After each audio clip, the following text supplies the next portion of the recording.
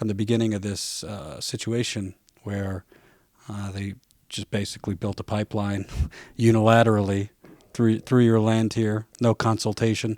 How did you first even know that they were doing this on your land? Well, the first I heard about it, our neighbors to the north and east of us, and farther even southeast, had letters sent to them saying that they would be contacted to let people come in to survey because they were going to put through a pipeline. But at that time, they'd just drawn a straight line and it bypassed us. When they got down here and actually looked at the ground, they found out they had a really large rock bluff to jump off into the creek, so they backed up several miles and changed the route. And we got a letter quite some time behind most of the neighbors. But, and we'd never been through anything like this really, so you didn't know what to expect. You didn't. What did that letter say from your recollection? It was just a simple letter saying that we were to sign this paper and send it back so they'd have the permission to come on and do a survey. We found out shortly after that we found stakes and all that showed us they'd already been here twice without permission and staked the whole thing, but to make it, I guess, where it was legal for them to be here, we still had finally to give in and give them permission to come the third time, because they told us we'd be back charged for anything they cared to charge us if we didn't. So it was you just don't have any choice. It's a done deal. Yeah, to most people watching, that sounds kind of outrageous that your land, that's your private land, you would be somehow financially charged if you didn't grant permission to a private oil company to come on your land. Well, it's true, and it's real hard to grasp because you always think of Texas kind of a little bit of a place where you kind of take care of yourself and you don't ask for lots of help or anything. But when you come up with something like this, I'd always heard of eminent domain. I know the highways and things like that are built with eminent domain quite often, but normally it's for a state or a school or a city or something where you relate it to. You don't really relate it to a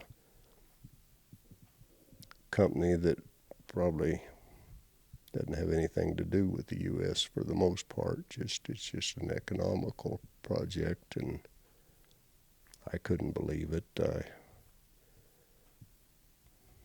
When you think of eminent domain, you think of for the public good, like you said, highways and things like that. Obviously you got the letter, but what rationale was given to you that this pipeline was essentially your land was going to be seized for it? There's no rationale. They checked the box in the Railroad Commission form that they claim to be a public carrier, and that's the only thing. They don't have to qualify. They don't have to prove anything. It's when they mark that down, it gives them carte blanche.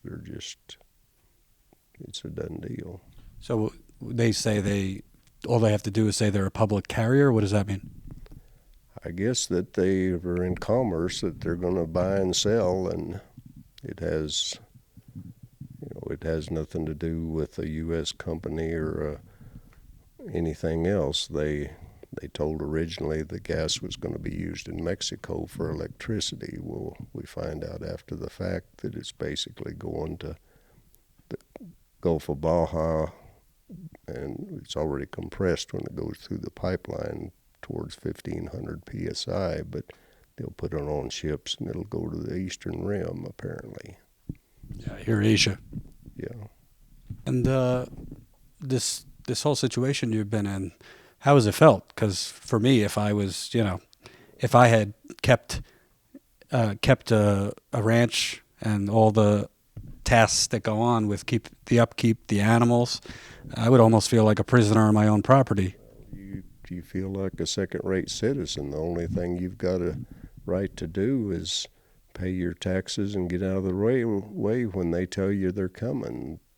you've got nothing else, and it doesn't feel right at all. You think that, right off the bat, I'm thinking, well, they're going to approach you like you're a human being and try to deal with you, but it doesn't work that way. They come in, and even if you've had some background in surveying or anything like that, the terminology's all something that's not commonly used anymore. They use different different measurement system that pretty well, most people have to go back and look it up in a dictionary to even see what they're talking about, and you're always talking apples and oranges, and you don't even know what they are offering for the most part. Something I find interesting, again, this isn't particularly Republicans, but just conservative ideology. The Second Amendment is very important, so you could defend your family, defend your land. There's many mechanisms that conservatives, like the governor, conservative politicians all over the country, are all about defense from foreign enemies, from someone breaking in, trying to hurt you. But this situation, there is no defense. From what you're talking about, you're at the mercy. That's exactly right. There's not a thing we can do. They've got big banks of lawyers on payroll all the time. It's real hard to even find somebody that can tell you anything about it in the state, because normally anybody that's in the business is already employed through the oil and gas industry, and it's real hard to get information. It's not out there. They keep everything pretty quiet, as near as I can tell. I say, if it hadn't been for the one lawyer from A&M that has been real vocal about Second Amendment rights, I'd have had no idea that they did have some limitation on what they could take through eminent domain. According to them, there is no limit, and that's the way the contracts read that they send out. It's just sign the paper and get out of the way. Lastly, you're the first landowner I've spoken to, but from what I hear, most of you have been through the ringer in this experience, and there's a lot of despair that sets in, kind of feeling like you have no control of your life. Some landowners, sadly, I know you sadly lost your wife. For you, has this been one of the toughest experiences of your life? Well, it's been a very hard experience. We'd lost our youngest daughter and only grandbaby years ago, and that was the biggest lick. I've got them buried up on the hill here above us, but it's just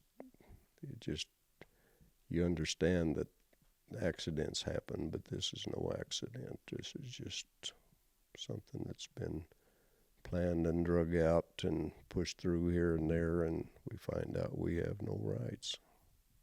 We need something to change, and I'm proud the people are standing up where they can. At my point in life, I